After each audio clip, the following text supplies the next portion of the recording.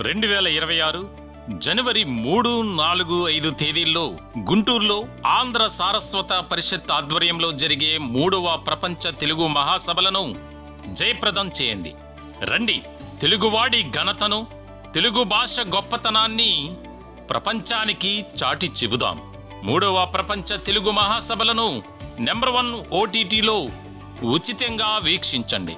Number 1 OTTకి ఎటువంటి చందా చెల్లించకుండా నెంబర్ 1 OTTను ప్లేస్టోర్ లేదా యాప్ స్టోర్ నుంచి మీరు డౌన్లోడ్ చేసుకుని మా ప్రసారాలు ఉచితంగా వీక్షించవచ్చు. ప్రకటనల కొరకు సంప్రదించాల్సిన ఫోన్ నెంబర్ 7893935555. నమస్తే. సామాన్యుడి చేతిలో సామాజిక అస్త్రం నెంబర్ 1 న్యూస్కి స్వాగతం. నేను రవీంద్ర. ముందుగా మా ఛానల్ నెంబర్ 1 న్యూస్ను ఆదరిస్తున్నటువంటి అందరికీ కూడా అభిమానులు, శ్రేయోభిలాషులు, వీక్షకులు ప్రతి ఒక్కరికి పేరు పేరున ప్రత్యేకమైనటువంటి ధన్యవాదాలు తెలియజేస్తున్నాం. అలాగే నూతన సంవత్సర శుభాకాంక్షలు. ఈ ఏడాది 2026 మీ జీవితాల్లో ఒక శుభప్రదమైనటువంటి పరిణామాలు జరగాలని సామాన్యుడి చేతిలో సామాజిక అస్త్రం నెంబర్ 1 న్యూస్ మనస్ఫూర్తిగా కోరుకుంటూ మరొక్కసారి అందరికీ నూతన సంవత్సర శుభాకాంక్షలు.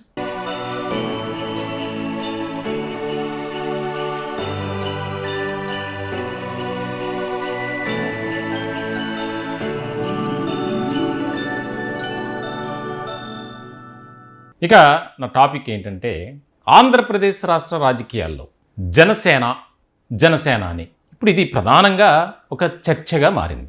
కేవలం ఒక ఆంధ్రప్రదేశ్కు మాత్రమే పరిమితం కాలేదు. దేశవ్యాప్తంగా ఒక ప్రత్యేకమైనటువంటి చర్చ జరుగుతుంది. దానికి ముఖ్యమైనటువంటి కారణం జనసేన ప్రస్థానం ఒకసారి మనం గుర్తు చేసుకోవాలి.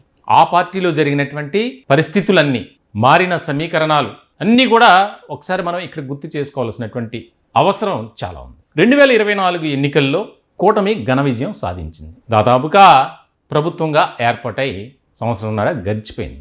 అయితే జనసేన ప్రస్థానంలో అంటే జనసేన ప్రయాణంలో 10 ఏళ్ళు వారు పడినటువంటి ప్రతికూలమైనటువంటి పరిస్థితులు, ఇబ్బందికరమైనటువంటి అన్ని అంశాలు కూడా ఇక్కడ మనం ఒక్కసారి గుర్తు చేసుకోవాల్సినటువంటి ఆవశ్యకత చాలా ఉంది. జనసేనను అందరూ అభిమానించారు, ఆదరించారు, ప్రేమించారు, అన్నీ చేశారు. కానీ అధికారం ఇచ్చేటువంటి విషయంలో ఆ పార్టీపై, జనసేనానిపై ఎలాంటి ఒక ప్రభావం చూపించలేదు పరిస్థితులు. దానికి ప్రత్యక్షమైనటువంటి ఉదాహరణ 2019 ఎన్నికలే. 2019 ఎన్నికల్లో జనసేనాని 2 చోట్ల పోటీ చేశారు. ఖచ్చితంగా 2 చోట్ల గెలుస్తారు, బంపర్ మెజార్టీతో అనుకున్నారు. కానీ ఫలితాలు తారుమారయ్యాయి. ఇలాంటి పరిస్థితుల్లో జనసేనాని పవన్ కళ్యాణ్ ఎక్కడా కూడా వెనుకడుగు వేయలేదు. అంటే తలొగ్గల వచ్చేటువంటి పరిస్థితులు కానీ, ఎదురయ్యేటువంటి ప్రతిబంధకాలు కానీ అన్నీ కూడా చాలా ఛాలెంజ్గా తీసుకున్నారు. ఎన్నో ఇబ్బందికరమైన పరిస్థితులు. సొంత సామాజిక వర్గంలోనే అనేక మంది అనేక రకాలుగా లేఖలను సంధించినటువంటి పరిస్థితి. ముఖ్యంగా 2024 ఎన్నికల సమయంలో చోటు చేసుకున్నటువంటి పరిణామాలు ఇక్కడ మనం ఉదాహరణగా చెప్పుకోవచ్చు. కాపు సామాజిక వర్గానికి సంబంధించి ఉద్యమ నేతలుగా చెప్పుకుంటున్నటువంటి వారు ఎన్నో లేఖలు రాశారు. కేవలం అన్ని సీట్లకే ఒప్పుకుంటావా? నీకు ముఖ్యమంత్రి అర్హత లేదా? ఎందుకు కాపు సామాజిక వర్గాన్ని తాకట్టు పెడుతున్నావు? ఇన్ని రకాలుగా అయినా సరే పవన్ కళ్యాణ్ ఎక్కడా కూడా ఆయన సంయమనం అలాగే సహనం కోల్పోలే. కేడర్కి కూడా అదే రకమైనటువంటి దిశానిర్దేశం చేశారు. కానీ ఈరోజు పరిస్థితి ఏంటి? ఈరోజు రాష్ట్రంలోనే కాదు, దేశవ్యాప్తంగా జాతీయ రాజకీయాల్లో కూడా పవన్ కళ్యాణ్ చక్రం తిప్పగలిగేటువంటి స్థాయికి చేరుకున్నారు. వాస్తవం ఇది. ఎందుకనంటే పరిస్థితులు అలా ఉన్నాయి. సాక్షాత్తు భారతీయ జనతా పార్టీ నాయకులే ఆయన్ను పొగుడుతున్నారు. ప్రధానమంత్రి నరేంద్ర మోదీ కొన్ని సందర్భాల్లో రాజకీయ తుఫానుగా అభివర్ణించారు, పేర్కొన్నారు. మరి ఇలాంటి సందర్భంలో జనసేన సపోర్ట్ని ఎన్డీఏ కోరుకుంటుంది. ఇతర రాష్ట్రాల్లో కూడా పవన్ కళ్యాణ్ సేవలను వినియోగించుకుంటుంది. ఈ ఏడాది జరిగే కొన్ని రాష్ట్రాల ఎన్నికలకు సంబంధించి ఇప్పటికే ఆయన్ను మనం రాజకీయంగా వినియోగించుకోవాలి అనే ఒక రకమైనటువంటి ప్రణాళికను సిద్ధం చేస్తుంది.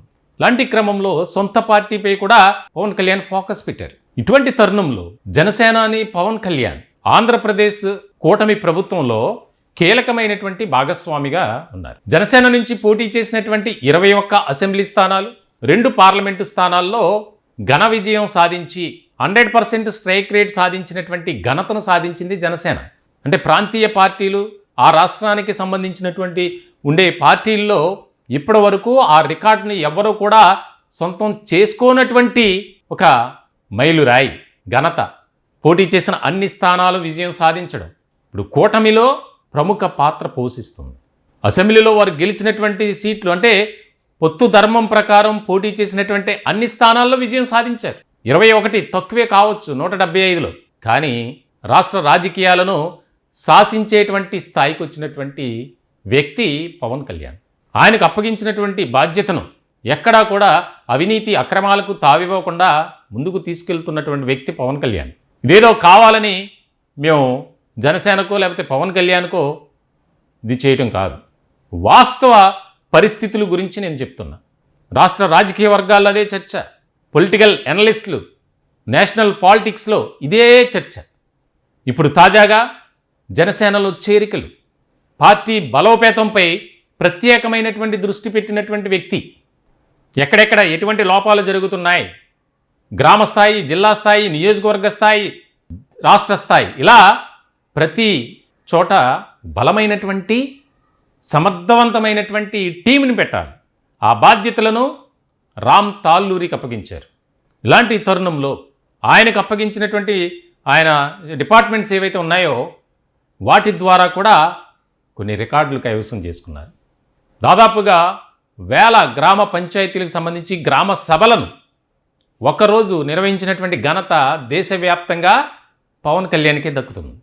అది గిన్నీస్ వరల్డ్ రికార్డ్. అలాగే పంచాయతీరాజ్ డిపార్ట్మెంట్లో పనిచేస్తున్నటువంటి ఎంతోమంది ఆవేదనతో ఉన్నారు. మేము కష్టపడి పనిచేస్తున్నాం కానీ మాకు పదోన్నతి లభించట్లేదు, ఏళ్ల తరబడి ఎక్కడైతే ఉన్నామో అక్కడే ఉన్నాం అని. ఆ విషయాన్ని పవన్ కళ్యాణ్ దృష్టికి తీసుకురాగానే వెంటనే ఆయన వారికి పదోన్నతులు, ఇలా సూక్ష్మ స్థాయిలో ఒక విప్లవాత్మకమైనటువంటి మార్పులను తీసుకొస్తున్నారు పవన్ కళ్యాణ్.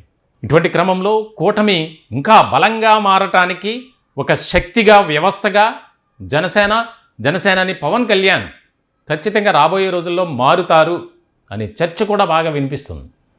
ఇలాంటి క్రమంలో సొంత పార్టీలో కూడా కాస్త అసంతృప్తి, అసహనం, నిరాశ, వ్యతిరేకత సహజంగానే ఏ పార్టీ అయినా ఉంటుంది.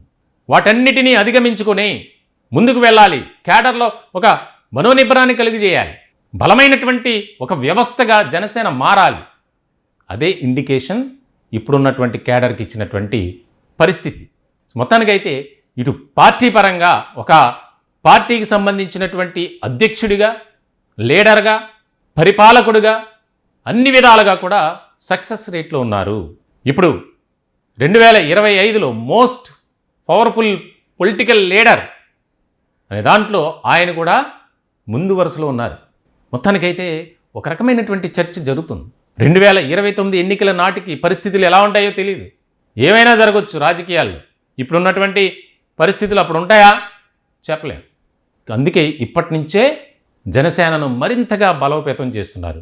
ఇప్పుడు జాతీయ రాజకీయాల్లో సోషల్ మీడియా వేదికగా దట్ ఈజ్ పవన్ అనే మాట బాగా వినిపిస్తుంది. ఇలాంటి తరుణంలో మరికొద్ది రోజుల్లోనే పార్టీకి సంబంధించినటువంటి ఏవైతే కమిటీలు ఖాళీగా ఉన్నాయో వాటిని నియోజకవర్గ స్థాయి, అలాగే మండల స్థాయి, జిల్లా స్థాయి, ఇలా గ్రామ స్థాయిల్లో కమిటీలను ఏర్పాటు చేయడం ద్వారా అందరినీ ఏకతాటిపైకి నడిపించాలి, పార్టీలో ఉన్నటువంటి అసంతృప్తి సెగ అనేది తీసివేయాలి అనే దాని మీద స్పెషల్ ఫోకస్ పెట్టారండి. ఆ బాధ్యతను రామ్ తాల్లూరి ప్రముఖ నిర్మాత ఆయనకు అప్పగించారు.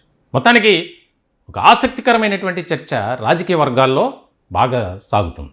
మొత్తానికైతే ఆయన ఎక్కడా కూడా ప్రతి వర్గాన్ని, అందరినీ కూడా, రాష్ట్ర ప్రజలను అటు అలాగే ఇటు పార్టీలో ఉన్నటువంటి వారిని, అసంతృప్తితో ఉన్నటువంటి క్యాడర్ను అన్ని విధాలుగా అందరినీ మనం కలుపుకొని ముందుకు వెళ్ళాలి, తద్వారా మనకంటూ ఒక ప్రత్యేకత లభిస్తుంది అనే ఆలోచనతోనే అడుగులు వేస్తున్నారు అనేది పార్టీలో వినిపిస్తున్నటువంటి చర్చ.